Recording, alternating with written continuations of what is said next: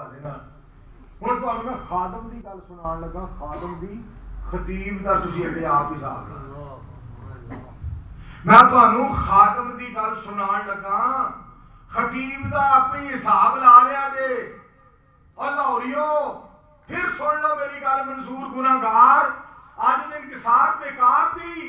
میں تانوں مسجد دے خادم دی گل سنان لگا خطیب دا کو اپنی حساب لا لیا نبی علیہ الصلوۃ والسلام دا ایک صحابی رضی اللہ تعالی عنہ ایک علاقے چ گئے بڑے سونے دیوے بڑیاں سونیاں بتیاں لالٹینا بڑا پیارا تیل اتھوں دیوا خریدیا لالٹین خریدی تیل خریدیا بتی وچ جیڑی بنانی سی او جناب خرید کے جو لے چراغ لیا کے روشن کر کے مسجد نبوی چ لے گئے سبحان اللہ میرے پاک پیغمبر علیہ السلام فرماندے نے مسجد نبوی کو کنے روشن کیتا ہے جی یا رسول اللہ صلی اللہ علیہ وآلہ وسلم جی میں روشن کیتا ہے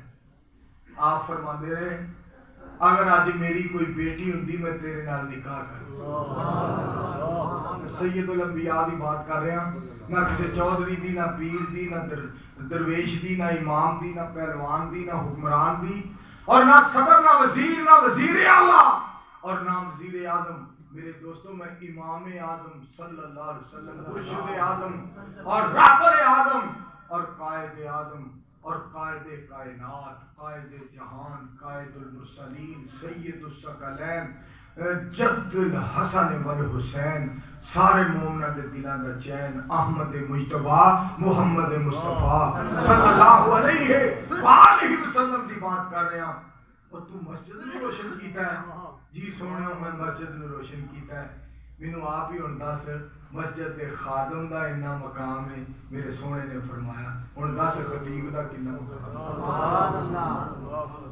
دس جڑا قرآن بیان کرتا ہے حدیث بیان کرتا ہے اور جڑا اللہ دا دین دستا ہے اور اللہ دی خاطر دستا ہے حضرت شیخ القرآن مولانا محمد حسین صاحب شیخ پوری رحمت اللہ علیہ ایک شعر پڑھ دیں گے بادشاہاں دے تاجاں اندر جو موتی نظر نہ آون